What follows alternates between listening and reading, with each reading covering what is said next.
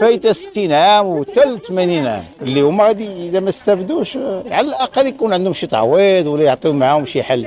دابا هما بالنسبه لهم الكراي ما كيتكلموش معاهم في هذه الساعه هذه، وهذه النقطه اللي كتبقى، والاغلبيه الساكنه راه فيها الناس كارين ماشي اللي شارين.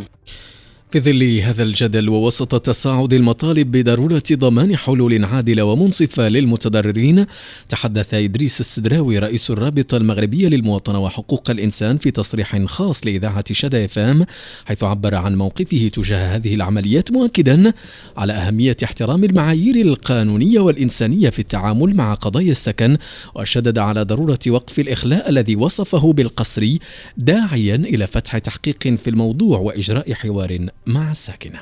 إننا وفي إطار رصدنا ومواكبتنا للعديد من العمليات ديال الإخلاء القسري نؤكد إدانتنا الشديدة لهذه العمليات، والتي تشهدها العديد من المدن المغربية بما في ذلك الرباط، سالال، قنيطرة، الدار البيضاء. هذه العمليات التي تتم دون توفير بدائل سكنية مناسبة أو تعويضات عادلة آنية، إن ذلك نعتبره يشكل انتهاكا صارخا للدستور المغربي والمواثيق الدولية التي صادق عليها المغرب، وخاصة تلك المتعلقة بالحقوق الاقتصادية والاجتماعية وعلى رأسها الحق في السكن. إننا نؤكد وبشكل واضح أن هذه السياسات القسرية تعكس فشل واضح في الاستراتيجيات ديال الحكومة لمعالجة أزمة السكن، وعلى رأسها مشروع مدن بدون صفيح الذي رصدت له ميزانيات ضخمة دون أن يحقق الأهداف المرجوة. فبدلا من تحسين الأوضاع الفئات الهشة، نؤكد أن هذه السياسات تزيد من معاناة الأسر المتضررة،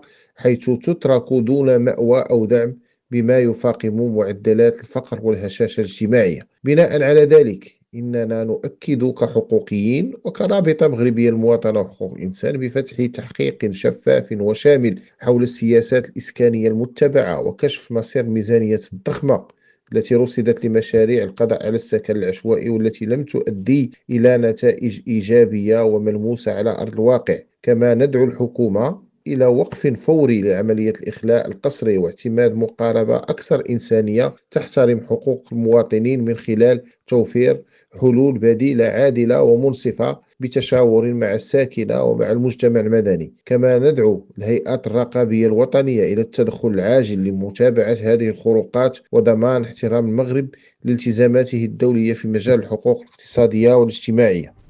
كان هذا إدريس السدراوي رئيس الرابطة المغربية للمواطنة وحقوق الإنسان في مداخلة خاصة بها شدا FM. واللحظة إلى خارج الحدود، حيث توعد الرئيس الأمريكي دونالد